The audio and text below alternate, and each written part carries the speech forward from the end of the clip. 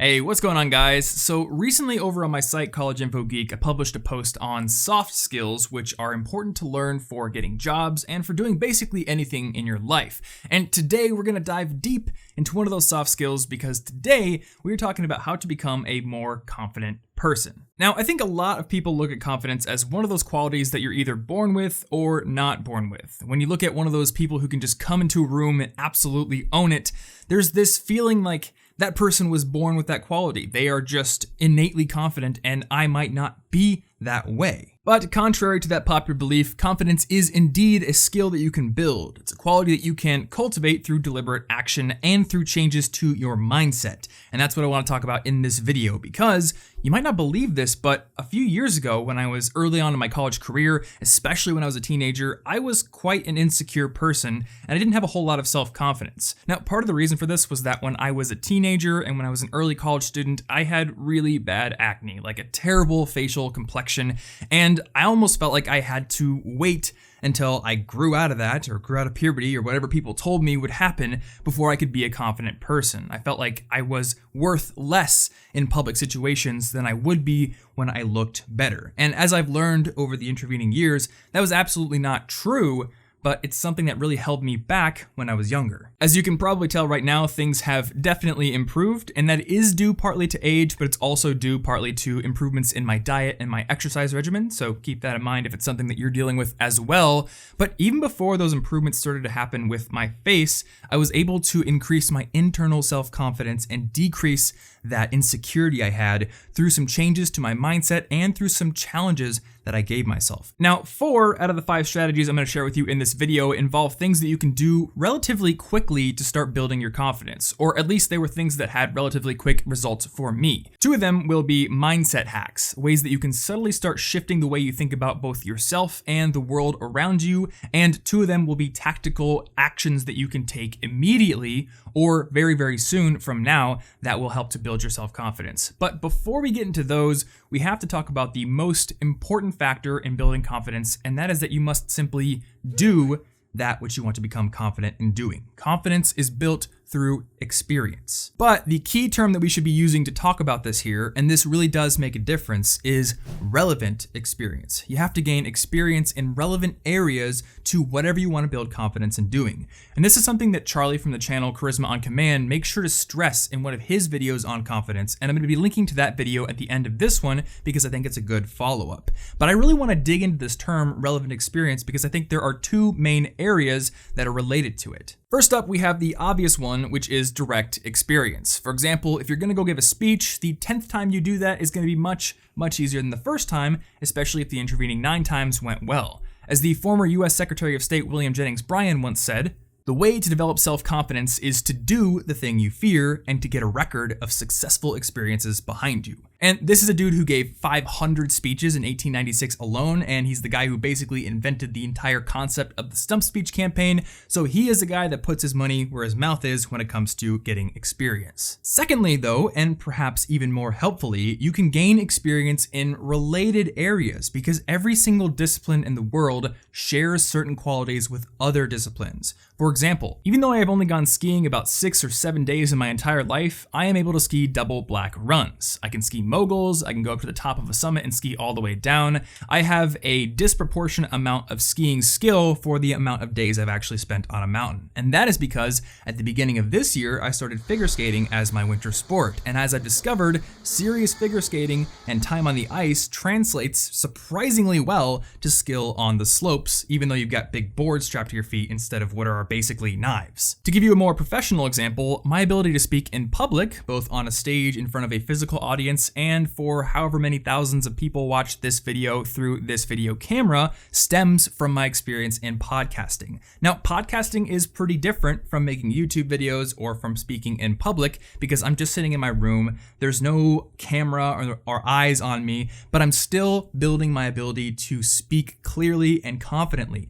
And I podcasted for over a year and a half before I ever started making YouTube videos, and my experience as a podcaster, both interviewing people on Skype, but also just modeling monologuing like a supervillain in my bedroom built a lot of those speaking abilities and my confidence to speak in public. So the lesson here is that you can find ancillary activities that can help to build your confidence and your skills in that main activity you're trying to get good at. But one word of warning here, don't let this tip encourage you to delay your first forays into that difficult main activity you want to get good at, because the stress of stepping up to something you're afraid to do is going to help you progress faster than all of your practice time in the ancillary activities. And I'm going to give you an example here that might bring back some feelings of nostalgia for some of you, because when I was 8 years old, I got my first Game Boy Color, and the first game I got for that Game Boy Color was Pokemon Blue.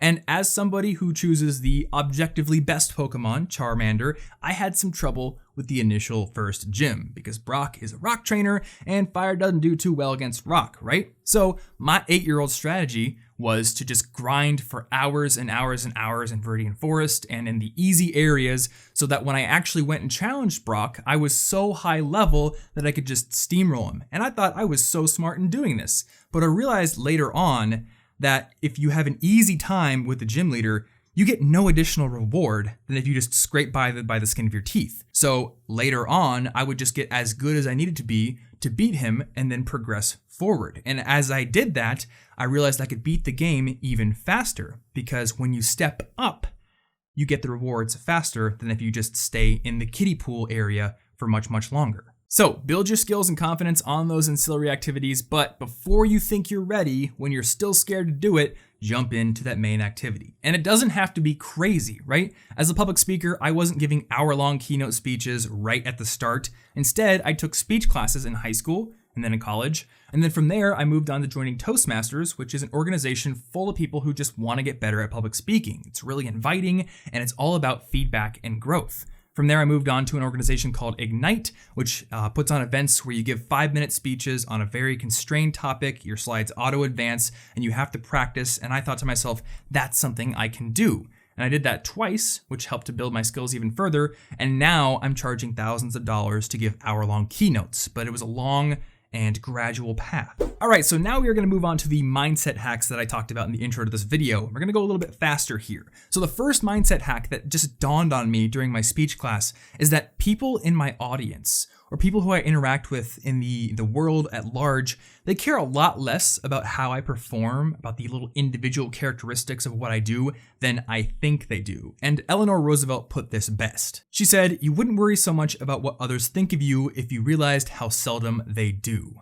And like I said, this hit me in the face like a ton of bricks when I was in my speech class, because everyone was going up and giving their speech in front of the class. And while they did that, I would look at the audience and realize that a lot of people were on their phones, or on Facebook on their laptops, or they look generally bored.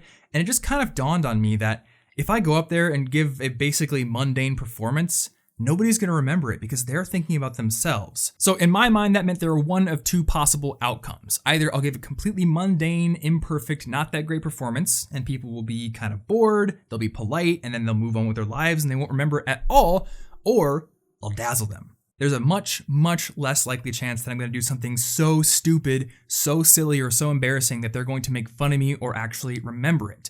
And once I realized this, I was so much less scared to get up and talk in front of groups or to do anything else. And this leads directly into my second mindset hack, which is to realize that people love confidence. And here's the thing that kind of dawned on me a few years ago.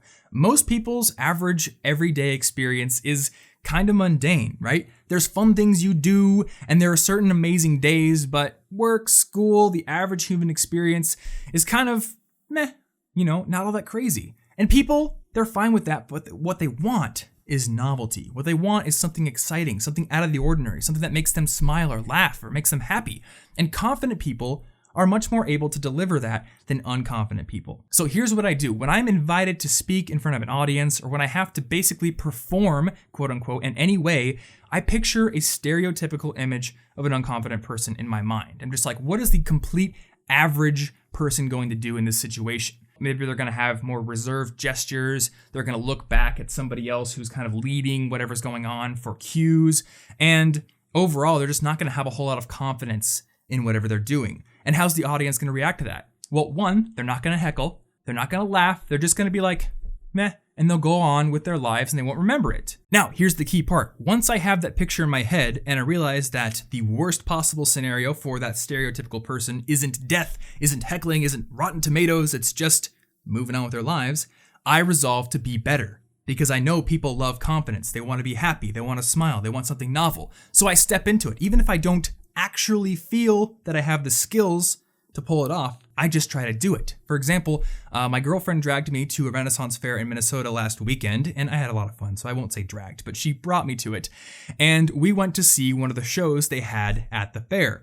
And I didn't know it at the time, but this show had a lot of audience participation, and I was the lucky or unlucky, however you see it, person who was chosen to go up and do the most stuff on stage. And this culminated with me having to put a bra on my head and give my best evil laugh and then pick a dude up and spin him around.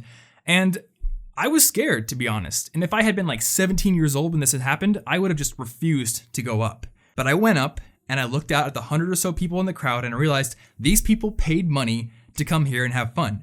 And if I'm sheepish, if I put my hands in my pockets and look back too much, they're not going to have as much fun as if I just completely make a fool out of myself and step into the persona of an actor. Now, I'm not an actor, but I can at least try to do it because I know it'll make them happy. All right, so you've got the mindset, you've got the commitment to doing. Now let's get into a couple of tactical decisions, actions you can take right now that are going to help you become more confident. And the first one is to record your accomplishments. Now, you have a couple of different ways you can do this. One way, and I've tried both of these, one works better than the other for me, but one way is to keep a daily accomplishment journal. So maybe you wake up and you have a to-do list every single day. Well, at the end of that day, simply write down what you did in Evernote or a journal that you keep with you all the time that you never throw away. And then when you're facing something you're not confident about, look back through your accomplishment journal, and it will remind you that you have overcome so many challenges in the past, many of which you didn't think you could do until you achieved them, and that will help you to realize that I am a human being who overcomes challenges. I get stressed, I get scared, but I win more often than I lose. And that is what I'm going to do with this next challenge. Now, this is the exact same mindset that I use with my impossible list. And this is not a daily accomplishment journal, but this is a public list on my website where I list out all of my big goals in life, and then I cross them off when I accomplish them.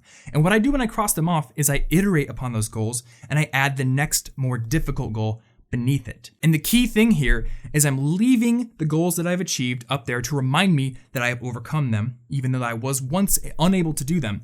And now I am challenging myself to step up and keep doing that in the future. And this helps me to keep my confidence high. And that finally brings us to my last tip for you, which is another tactic. And this is very different, and it actually takes the focus off of you. So this is something a personal friend of mine once told me about confidence.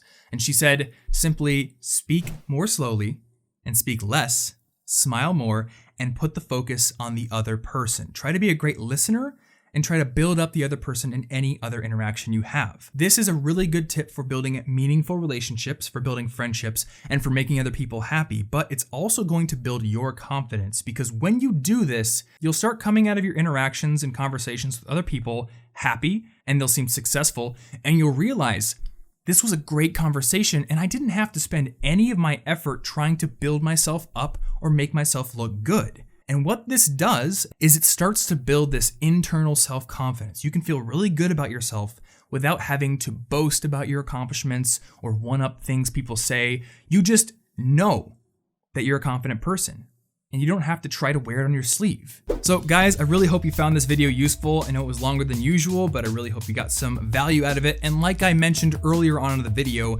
Charlie over at Charisma on Command has a really great channel full of content like this. But the one video I want you to go watch, it's basically your homework after this video, is his breakdown of Conor McGregor, the UFC fighter's confidence. And he talks about relevant experience, and he talks about mindset things. So I think it's a great complement to this video, and I'm gonna have it linked down in the description below.